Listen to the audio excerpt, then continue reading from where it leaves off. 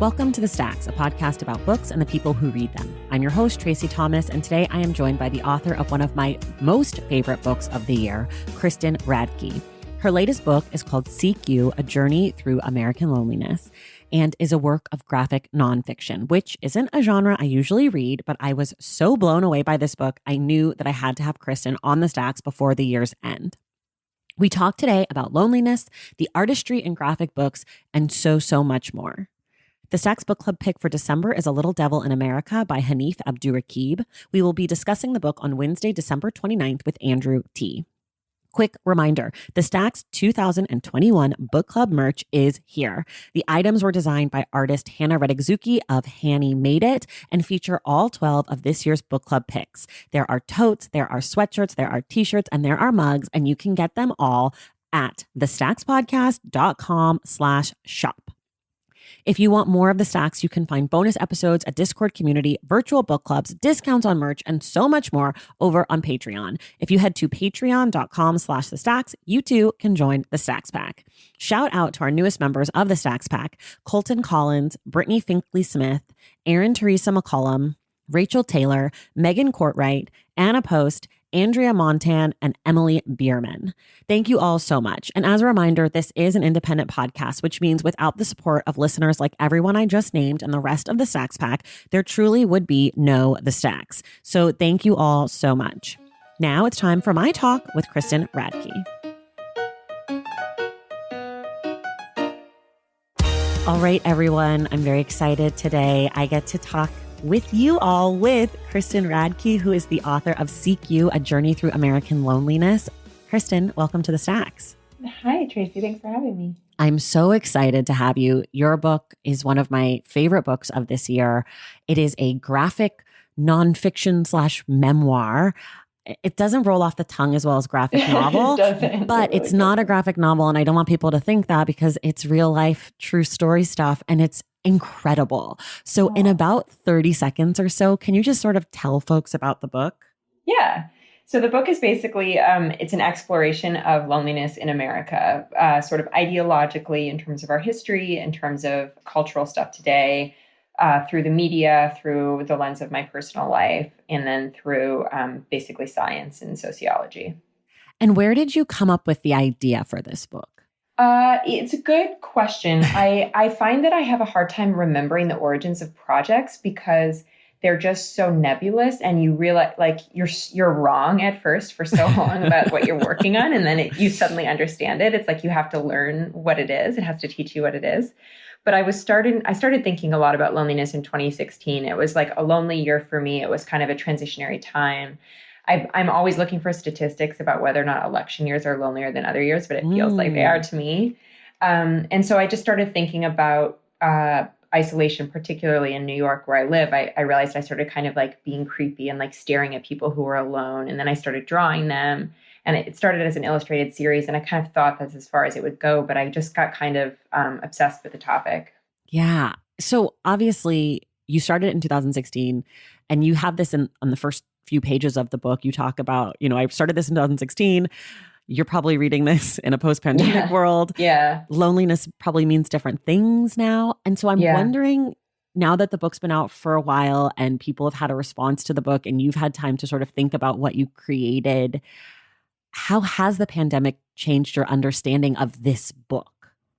So that's a really interesting and complicated question. It's hard to, I mean, like the pandemic, I think, has changed a lot of people's relationship to loneliness and their understanding of loneliness, or maybe the way that they think about it. I think loneliness has for a long time been a very private thing, and the pandemic made it a very collective thing, which was in some ways kind of extraordinary because it gave us an opportunity to talk about this thing that has been stigmatized for a long time. But I do think it's important to think through the differences between sort of like systemic, long-term cultural societal loneliness and then like the imposed loneliness or isolation of a lockdown. And so I think about the book in terms of kind of like a longer look that has been now sometimes informed by the pandemic. Like one of the things I complain about in the book is like being in a packed subway car. And it's like, most of us aren't in packed subway cars as often anymore. things like that. Like there are certain things that feel like almost like relics to me of like my former life, in the book. Yeah. That's so interesting. Can you explain to folks a little bit what you mean by systemic loneliness? Yeah. So basically, there's two factors in that. One is that kind of through my reading and from my point of view, America is a place that really fosters isolation because we're a very individualistic society. It's like we're all working really hard to get ahead. We're all like learning to depend on ourselves. Like the whole like notion of pulling oneself up by their bootstraps is this idea that you can do something alone, which is a total fallacy. We all need community in order to survive, both like in the grand scheme of human history and today. And then I also think about loneliness in terms of chronic loneliness, and scientists usually define that as a period of 7 years, but it's at least 7 years, but it's all over the map depending on kind of what scientific study you're looking at. And that's basically living in a long-term state of social unfulfillment. Okay. How did you go about researching this book? Because you pull in a lot of different pieces of American culture. I mean, you're talking about Harry Harlow and his experiment on mice. You're talking about American like sitcoms. You're talking about radios. You're talking about Princess Diana. You're talking about parenting.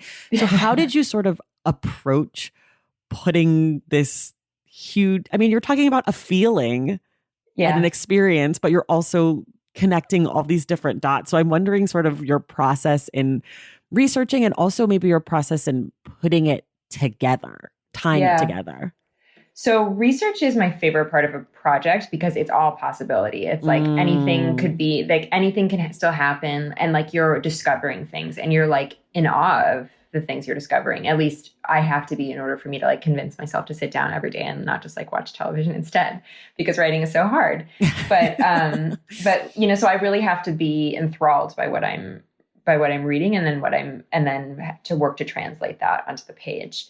So basically I started reading some books about loneliness, like books with the title Loneliness, like really, really like sort of intro scientific surveys. And then the great thing about reading, as all readers listening to this podcast will know, is that it opens up new reading. Yes. Maybe a book mentions another book and you get that book, or it mentions a study and you read that study. And all of a sudden I was going down all these rabbit holes. And then like my shelf full of books about loneliness was growing and growing and growing and growing in ways that I didn't anticipate. Because once you start looking at loneliness, you realize how ingrained it is in all of us because it's such a basic biological function.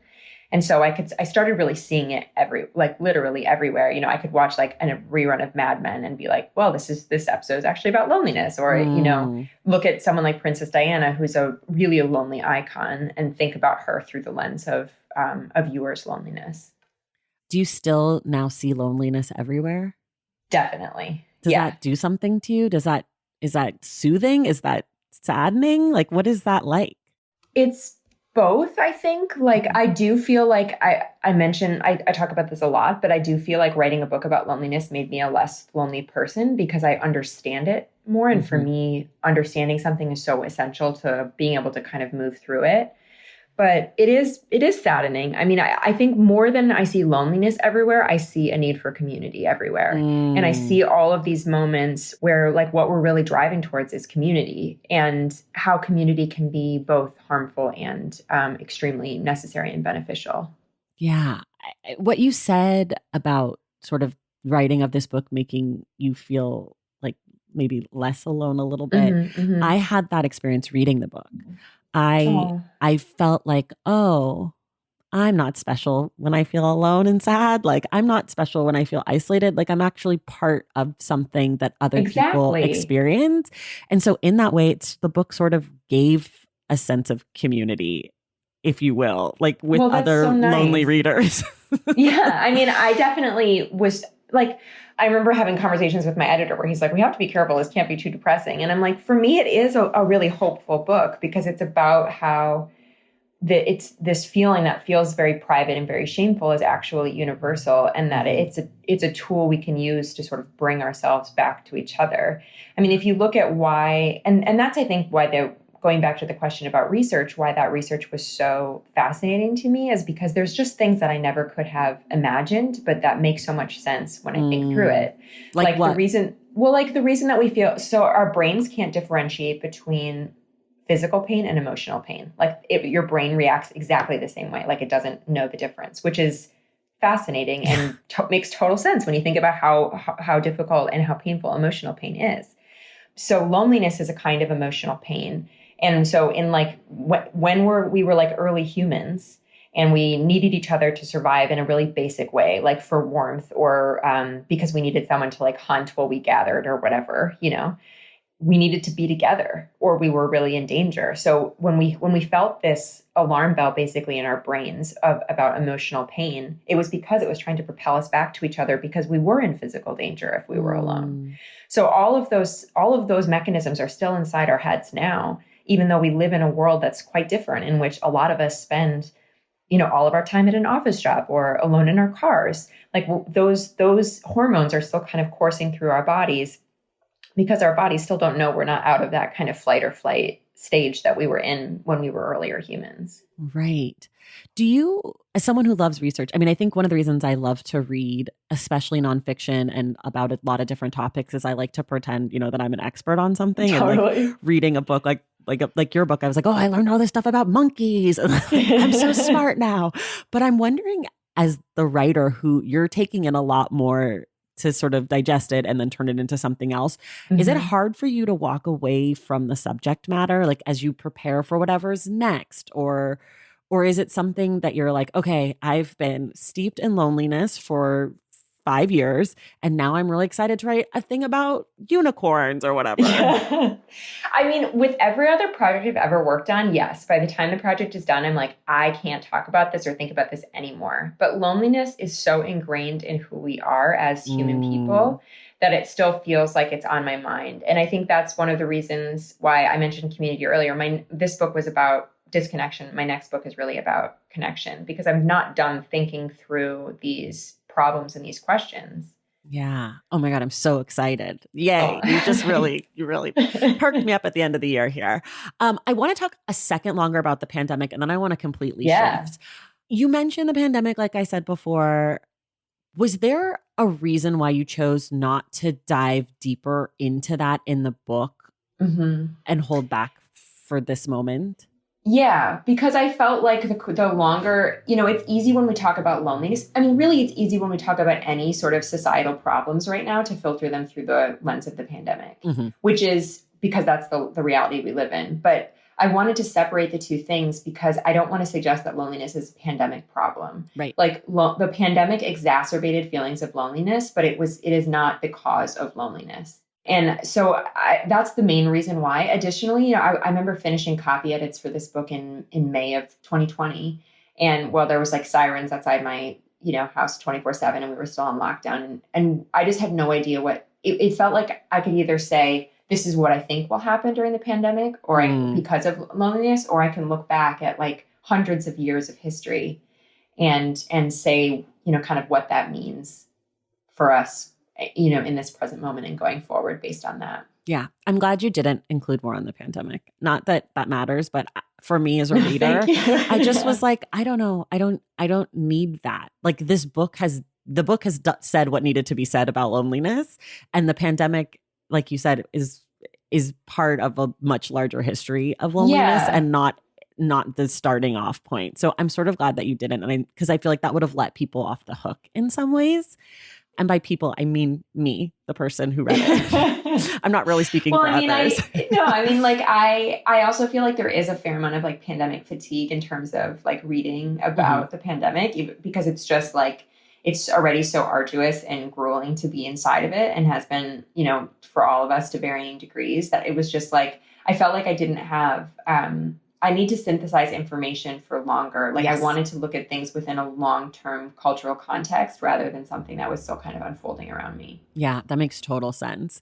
You mentioned that your editor was like, we don't want to make this too bleak. But I have to say, I did weep in the bathtub reading this book. I have very strong Aw. memories of reading this in the bathtub, which is like the most dangerous place to read a graphic book, but I couldn't not read it. And I really love taking baths. So I was like, you know what? We're I just love going to taking do baths it. I too. love it. I have like such strong visual memories of the pages with the monkeys in Oh the yeah. bathtub, just crying and being like, there's too much water around me. Like, I'm just too emotional. I'm in water. I'm crying. But while the book is I felt very sad in parts. I also, like you said, I did feel a little strangely hopeful and again, less isolated than I thought that I would feel. I sort of was like nervous about picking it up because I was like, this is going to be sad Yeah. and I don't want to be Yeah. sad. And Yeah. it was sad, but it was also so interesting. Like I just was like, I'm learning so much. I understand like it was like a major aha moment kind of book. Oh, good. I'm so glad. I'm so glad you wrote it. I do want to switch because we're talking a lot about like the writing part of it, but it's a graphic Yeah. book, as we mentioned, and there's incredible art. And I have a lot of questions about the art, and you'll have to forgive me because I have read a total of 4 graphic anythings in my life. Well, I'm very honored to be one of them. Yeah. Well, Mira Jacob was on the show earlier in the summer and she Yeah. recommended this book. And I was like, well, Aw. Mira's a genius. So let me just She is see. a genius. Let's see how right she is. And she was so right. But I don't have a huge scope of language to discuss this stuff. So you'll have to kind of bear Yeah, with no me. problem. But I want to know first. I know I've been reading your first book. I know you were into photography and art. You went to art Mhm. school. But how did you come to this form of graphic nonfiction? Was it the art part that spoke to you first? Was it the writing part? Did you always want to write things? Like, Yeah, definitely the writing. So I was always writing, I was always drawing. It took me a while to figure out you could do them at the same time. But when I was when I was working on my first book initially, I thought was just going to be prose. And then I was still in grad school at the time. In my last semester, I tried a comic. I was like, why don't I just try drawing a comic? I had like just reread Alison Bechdel's first book, or not her first book, but her first like big book, Are You My Fun Home, excuse me. And I was like, why don't I just try that? That would be fun. And it took me so long. And I was like, I loved making that, but I'll never do it again because that was so arduous and hard. And then over time, it kind of like, called to me from the drawer. And I finally came around to realizing that that's the form that made the most sense to me. So it's basically now it's just like when I began to work as a writer, like when I began writing as a student, I thought in paragraphs and I kind of composed in that way. But now I think like as I'm working, I'm kind of composing back and forth and thinking through how can I communicate this visually? How can I communicate this with text? So it's just the form that really makes the most sense to me now. I love that. What do you wish more people understood about graphic books? That they're as serious as prose books. Like I feel like sometimes there's this bias against them, or that there's a misunderstanding about the breadth of graphic books. Like people have a certain sort of idea in their mind about like a comic book or something like that, and that is a part of the form. But there's such a variety happening in there. So, and I also want people to realize that even if they don't have a lot of experience with graphic books, they can still glean a lot from them. I think sometimes there's like this intimidation about trying something new, but graphic books are really approachable, which is why, comics are for everyone. Graphic books are for everyone. And so I think people just need to kind of just like feel it out, see if you like it, just give it a chance. Yeah, I think you're right. They are for everyone. I was super intimidated because I am not a person. I always say like I don't like art, which isn't true, but I say that sort of as an asshole. But like I went to NYU and we had to go to the Met and like write about things and like write about art. That's horrible. It's horrible. Like, I don't even like a dirty secret about me is that I don't even like going to museums. And I'm an art director for my job. Like my whole life is about art and I'm like, boring. You're validating me. Thank you so much. But it's true. Like, I think I was approaching graphic books like, oh, I have to understand the art and the words. And I have to have an opinion about both things that needs to mean something. And I think once I just started reading them, I was like, oh, it's easy to have an opinion about both things that mean something because it works together. It's not two separate things. And I think that was really helpful for me just like trying, as I said, I've read 4. So as an expert in this field, you're an expert, you're a scholar. They've all been really different though, which is what I've really appreciated. Obviously, every book is different from each other, but seeing the way that the words are placed on the page and the colors or lack thereof, or the style of the art. Like, I mean, obviously thinking of Mira's book versus your book, they're so visually different. It's almost crazy to call them the same type of book, right? And totally. And so I love that. And the other one we did on the show earlier this year was T. Bui's The Best We Could Do. Best We Could Do. I was going to give a totally different title. And that book is also so visually different than both of your. So like, I'm kind of obsessed with the idea of graphic books now that I've read 4, because I'm like, oh my God, like there's so much possibility here. And there is. Yeah, it's just so cool. And so in your first book, there's like no color. Mm-hmm. But in your second book, in Seek You, you are doing really like deliberate things with the colors that you're allowing in. And I would love for you to talk about the colors in this book, in the section. Absolutely. First of all, thank you for saying that it's deliberate. That means a lot. I'm not sure that it always is, because this was my first foray into color. And color is so hard. I mean, color is like its own language, and you put one color next to another color, and suddenly that first color is totally different. And there's like a new argument or mood being sort of placed on the page with those colors. And it was just really hard. I took like some continuing education class in color theory. And I remember like walking in the first day being like, this is going to fix everything. And then like I walked out of that classroom the first day and never went back, because I was just like, I can't do this. This is too stressful. And I just slowly over time, like started like looking at a lot of color palettes and like reading books about color. And it slowly started to make sense to me within the limited way that I used it in this book. Every time I approach a project in color, it's like, I kind of have to start from scratch to figure out what the colors are. But that was one of the harder parts of the book. But in the end, one of the more rewarding parts was seeing it turn out in color in front of me, kind of like by miracle. Do you know how you decided which color went with each section? Was there like a process there, or was it like, this feels right? It was more of a feeling. I mean, I think in general, comics are about, that's one of the things I was going to say earlier when you were talking about how, like, if I don't understand the drawings or something, it felt intimidating to enter a graphic book. But it's like the whole point of comics is just to communicate a feeling. And so for that reason, like, comics art is supposed to be very approachable. Even when it's like complicated, it's just meant to put you in a particular place or mood. And I actually, with T. Bui, I did this event with her once, and we were talking about how the artist Gabrielle Bell was also there, who's wonderful. And we were talking about, I was saying that I never know how to draw shadows properly. I was like, I can never make shadows go the right direction. I don't understand light at all, which is true. And Gabrielle said something like, who cares? Like, it's just about the feeling. And she seemed like shocked that I like cared so much about the shadow. And ever since then, it kind of opened something up for me to think about, like, and the same thing with the color. It was just about getting a feeling on the page, right, and kind of following it from there, and trusting that if the feeling felt right, then I was doing the right thing or making the right choices. I love that. Anything that frees artists up is like my favorite thing in the world, because it's so hard to create. I think people don't understand. I think people who don't create don't understand how hard it is to create, and the ways that artists make themselves sick over little things. And then hearing someone be like, why do you care? This is fine. It's all about the feeling. And you're like, right, I feel free. I can do it again.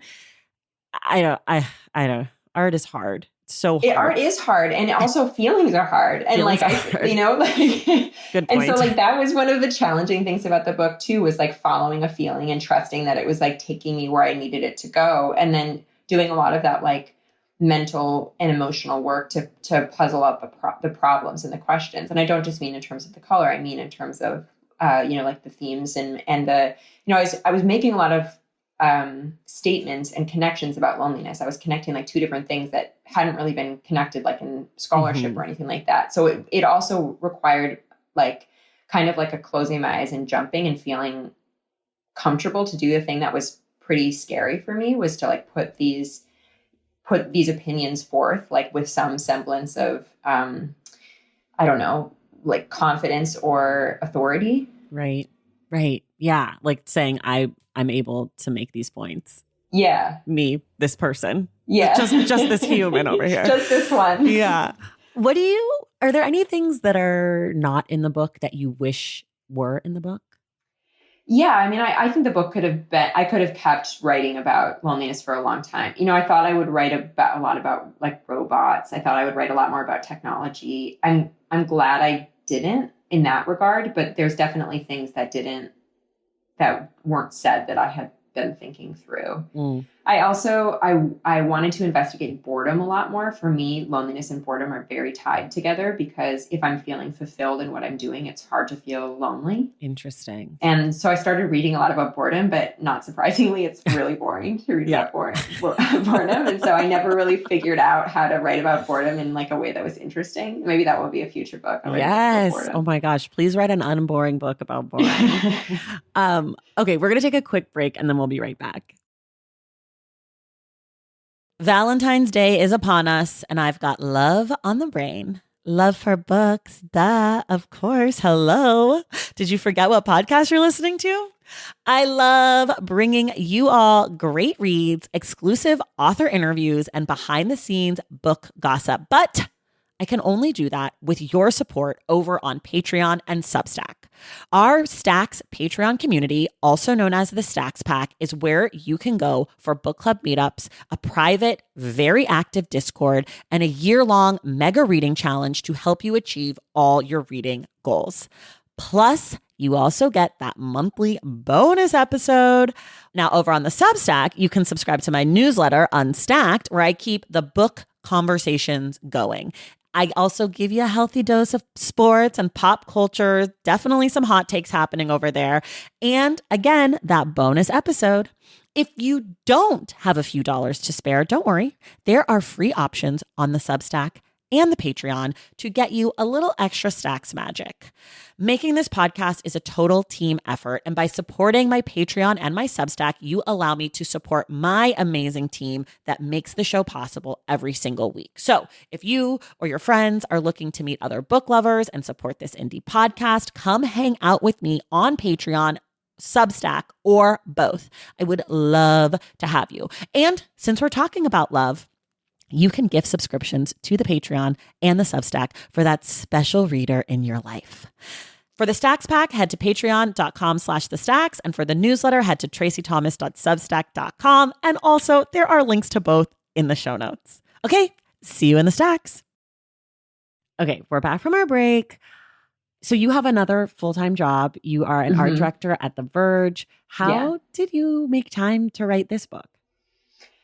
It's really hard. I wrote this book while I was the art director at The Believer magazine, and I started the job at The Verge earlier this year. But it's a challenge. I mean, I think I find a different schedule that works for me depending on where I'm at in the project and where I'm at in my job. Like at The Verge, I try to write in the morning before work, which is sometimes possible and sometimes not, especially because I just need a minute to like come into my brain.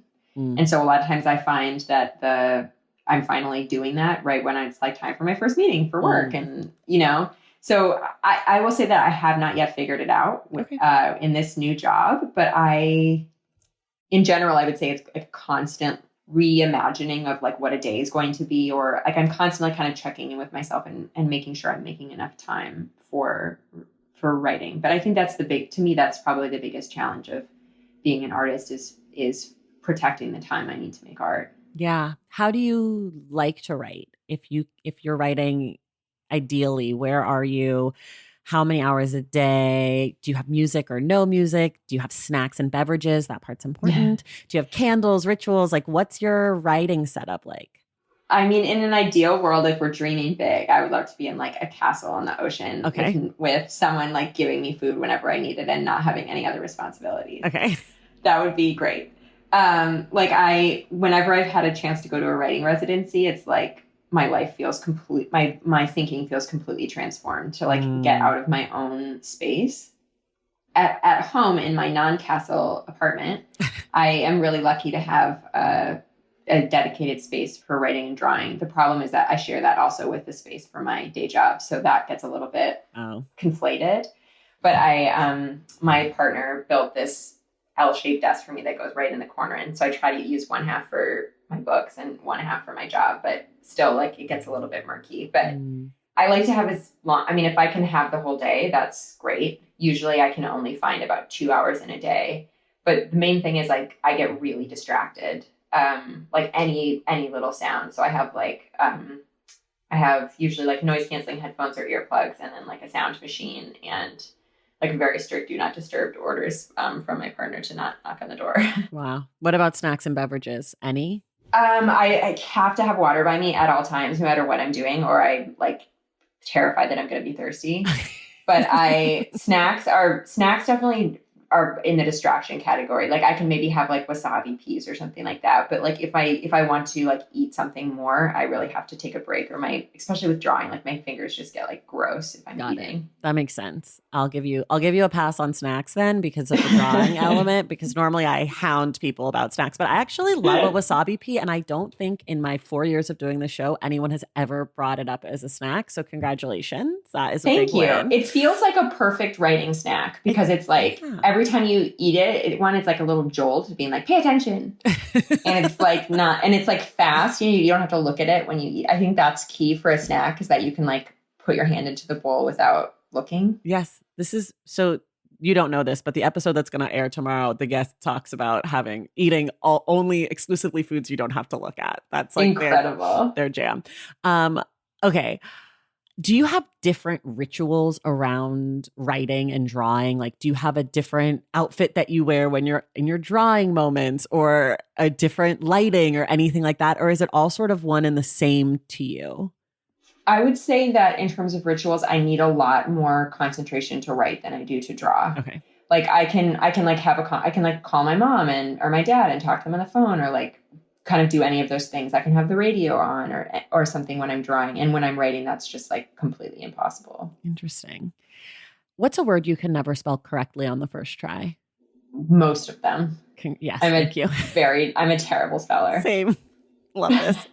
Surprisingly, almost every writer is a bad speller. It's what I found out, which is shocking to me. Well, it's just like the rules don't make sense to me. And I think maybe that's part of it, is like in writing, we're trying to make language work in the way we want it to work, not in the way that we were like failed spelling tests over. And yeah.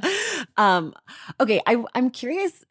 I asked you this about graphic books, but I didn't ask you this about loneliness. But what do you wish more people understood about loneliness? I guess kind of what I talked about earlier, where the fact that there's a biological reason behind it, and it's something that we need to listen to.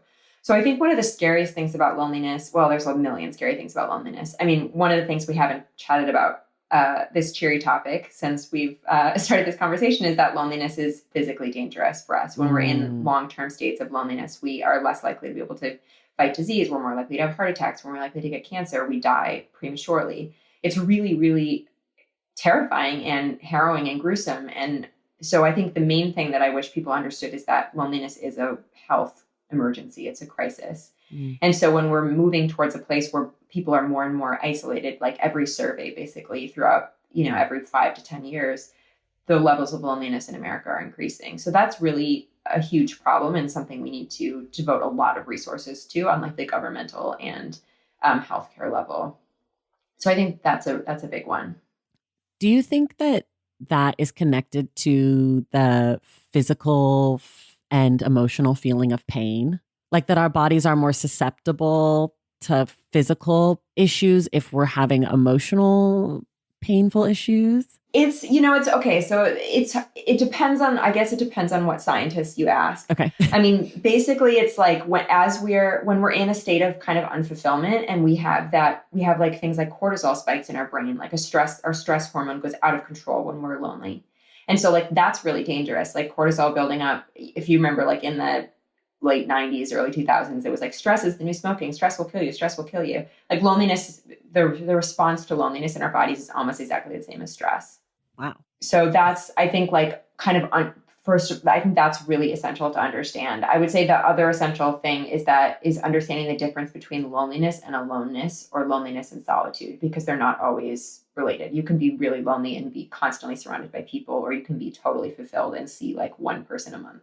And how does loneliness work I think about this a lot about emotions and also even physical things like pain, is that everything is so dependent on each person. Is there like Mhm. a clinical way to define loneliness, or is it sort of like the patient or the person says, I'm feeling lonely? So there's this thing called the UCLA loneliness scale. The UCLA, wow, that's talk about things I can't say. The UCLA loneliness scale, which was developed in the 70s and has been refined a lot over the years. But it's basically a survey that you fill out and you rank yourself in answer to these questions, like 1 through 5, and then you tally it up, and then your doctor tells you if you're lonely or not. So that's if you do like a study about loneliness, if you participate in a study where they're doing doing control groups, people who aren't lonely against people who are, to see how they behave in certain settings or to see what happens with their health. Like you have to score a certain percentage on this test. Interesting. Okay, I have another question about the art part. I'm really all over the place in this interview today, but I feel like I said this to you before we started. I have had a hard time talking about this book because I loved it so much and because Thank it you. does so many different things. I've actually, as a person who talks about books, been struggling to bring my brain into a more linear place when I think about it, which makes sense because the book has so many different elements, and I'm just like not used to that. So I'm sort of having this like panic because I want to talk about everything. And I'm like, oh my God, wait, we haven't talked about this yet. But that being said, I want to talk about the cover because the cover is, I sort of thought this book was going to be a funny book. I don't know why, but the Really? cover is like, it's lonely, but it's also like the pink. I don't know. It gives me that hopeful vibe that you It's like a mentioned. So I'm little curious. whimsical, maybe. Yeah, it is a little bit like, I don't know. Maybe this is a me problem also, where sometimes I decide something looks like something, even though I have all the clues that it is not that thing. We talked about this on the Song of Solomon episode where I was like, this book is super hopeful. And everyone's like, What are everybody's you talking dead. about? Yeah, Yeah. exactly. This happens to me constantly. But I'm curious about how, with a book that is full of art, how you decide what art is the art that is on the outside. Because a book that's all prose, it's like, okay, this image is the only one. But with a book that's full of images, how do you, as the artist, decide what you want to present on the outside? I think for me, it's totally impossible. Like I designed the cover. Pantheon always likes it when their graphic novelists design the cover. That I really did not want to design the cover because it's so hard to do that. The cover image was so like, the cover image is basically a modification and like an expansion on an interior image, which was selected by this great designer at Pantheon named Kelly Blair. And I definitely would not have selected it had she not pointed it out. It's like I kind of had to see it through fresh eyes. And then once she was like, what about this image? I could kind of work from there and figure out how it worked on a jacket. It's so interesting that you needed like an extra person to be like, this is the thing. Well, But I feel like yeah, that's the because it's collaborative part. different. It's a different, it's like, if you've been inside something for like 4 or 5 years, how could you possibly figure out on your own how it needed to be represented in one image? Like Yeah. you have too much information in your head and you're too close to it. It's like, by that point, like what I want is something that can't exist because I'm like seeing every single part of the book, Right. it's just too difficult. I think like it's one of the reasons that you really need a team of people working on a book. It can't be a single person's endeavor. Yeah, because exactly, you're too inside it. You Yeah. are like, and too emotionally connected to things. Like, no, it has Yeah. to be this, and everyone else is Yeah. like, what are you talking about? Yeah, No, that's wrong. totally. I always joke, I'm like, as a person who has my own business and I'm in charge of so many things, I love being told what to do now. I'm like, Yeah. oh, this is what you want? Great. This we could do. Just someone direct me. I'm tired of Totally. decisions. Otherwise, you're just swimming around in like the possibilities of everything all the time, Yeah. which is so Oh my gosh, intimidating. that's such a good point. That's such a good point. Um, as someone who has been deep in the loneliness wells, you've been reading, you've been thinking about it, you've been writing about it, drawing about it.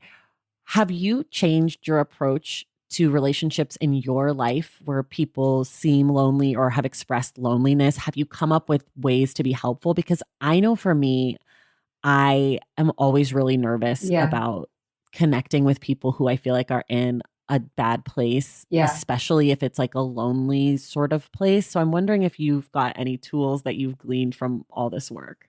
Yeah, that's a great question. So basically one of the dangerous parts about loneliness is that when we enter a state, it's called hypervigilance is what scientists call it, when you're in a long-term state of loneliness, and to the point where basically what happens is your brain and your body starts to interpret strangers or new experiences as threatening. And that's like sort of like a glitch in like our lizard brains from evolution. And so basically it's kind of like if you're feeling like rejected, you're less likely to reach out to somebody else because you're like, well, nobody likes me anyway. I'm just going to stay home and watch TV, and I'm not going to, and like, why hasn't Jessica texted me to hang out? Like, I'm not going to text Jessica. She doesn't want to hear from me. And it's like, you end up in this sort of loop where then you're not reaching out to anyone. And then in return, no one is reaching out to you. And so I try to recognize that when I see people that I love in that state where they're maybe making assumptions about someone else's interest in spending time with them or someone else's availability based on kind of where they are emotionally. And so my main thing is when I see someone kind of retreating into themselves or closing up for long periods of time in particular, I try to be like a little bit relentless about, what are you up to? Do you want to do this? Do you want to do that? And like checking in on them a lot, even when I'm not getting a lot of feedback back. Because I think there are moments where we're not in a place where, if we're going through a period of depression or loneliness, where we're not really in a place where we can give back in a relationship in an equitable and equal way. And so I try to hang out in that state for longer, whereas before I might have given up sooner until someone can kind of make their way out. Yeah, that's actually really great advice and helpful to hear, because like the rejection part of it too, if like you're reaching out to someone and then they're not, then you have your response to the rejection and you're like, well, I don't want to reach out. So yeah, that's actually really Which helpful. is why loneliness is actually contagious. Like scientists have discovered that like because we tend to self-isolate when we feel lonely, we can actually transmit loneliness up to 3 degrees removed from us. Wow. And as you mentioned before, loneliness and being alone or solitude are two different things. Are there not like cures for loneliness, but are there things that you would tell people who are experiencing loneliness to do? Because it's not just enough to like go to the grocery store and be near people, or like ways to shock the system out of it. Does that exist or probably I don't know. This was like the big thing I wanted to understand and figure out. And I do not know the answer to that. Like science really hasn't figured out the solution to this problem, which is why I think that we need to invest so much more in understanding and the study of loneliness, because we really don't know. And part of that problem is that like we shouldn't be making interventions at a late stage when someone's already lonely. It's about building like a system of support from day one or from before you're even born, which is why things like mutual aid and community engagement are so essential, because it reinforces the idea that we're all responsible for each other and for our neighbors. And I think once those systems kind of start to fall away is when we find ourselves without a social net. And that's really when we get into a frightening place. Yeah. You've actually made me more scared about loneliness than I was when I finished the book today. Oh, so no. Congratulations. I'm like, am I lonely? Do I need to get help? Like, I just like feeling stressed all of a sudden. I mean, we're all a little bit lonely all the time, I think. Yeah, I think so too. And I do think that while the pandemic isn't anything new as far as being lonely is concerned, it has made it feel more acute, perhaps. Absolutely. In a lot of ways. And even though a lot of us have sort of gotten back to our normal lives, it's not the same. Like we're not gathering in the same frequency, at least not in my life. And I'm not, going into the office with regularity and doing all these things that were such a part of every day. And that does freak me out a little bit, because I'm like, when will this ever happen? Right. And it's not just not doing those things, but it's also the stress of doing those things now. Yeah, it's totally. Like, I'm not going to sporting events, which are things that I used to love to do. But I did go to a baseball game and was so stressed out the whole time that I was like, this sucks. Like, this is not worth my time, energy, or money. Like, I don't. Was it like COVID stress or was it? It was COVID stress. No, it was COVID stress. It was like, oh, I'm too close to people. Also, it was just like, there's too many people here. Like, like, what is this moment? And so I think that's part of it too. Like, Thanksgiving was stressful this year, and we had 8 people, and 5 of them live in my home. So it's like, it was like, what's happening? Okay. I just have 2 more questions for you. One is for folks who love Seek You, what are some other books you might recommend to them? Well, if you want to read about loneliness, there's a number of books I would recommend. I would really recommend The Lonely City by Olivia Lang. Pretty much everyone who had ever read that book after they read my book is like, have you read A Lonely City by Olivia Lang? And I'm like, yes. It's very good. It's very good. But it's totally brilliant. And then there's also a book about loneliness that was like my primer to be introduced to the whole subject by Dr. John Cacioppo, who was basically the pioneer of loneliness research. He died just a couple of years ago, much earlier than he should have. He was quite young. But he really was the first person to take loneliness studies seriously. And it happened during the course of my lifetime. So that shows how young loneliness research is. And I think that he's really a great place to start. Wow. Okay. And then this is the last one. If you could have one person, dead or alive, read this book, who would you want it to be? Honestly, it was probably my dad. And I dedicated the book to him, and he did read it, and that was really nice. I guess other than my dad, like Obama, probably. Okay. Those are two great people. I think if I ever write a book, I would want my dad and Obama to read it as well. So I'm with you on that. Well, Kristen, thank you so much for doing this. The book is Seek You. It is out in the world. You can get it wherever you get your books. I highly recommend it, especially if you're looking for a last minute holiday gift for someone in your life who maybe likes to think about the world around them. It's sort of an interesting and very cool way to do that. So check out the book wherever you get your books. Kristen, thank you so much for being here. Thank you so much, Tracy. And everyone else, we will see you in the stacks.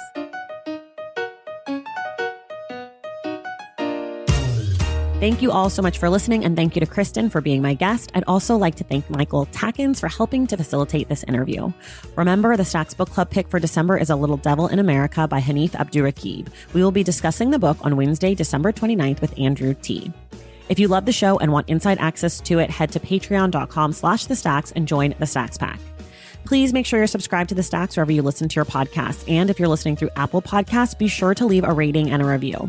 For more from The Stacks, follow us on social media at The Stacks Pod on Instagram and at The Stacks Pod _ on Twitter, and check out our website, thestackspodcast.com. Our editor is Christian Duenas, our graphic designer is Robin McCrite, and our theme music is from Tegirigis. The Stacks is created and produced by me, Tracy Thomas.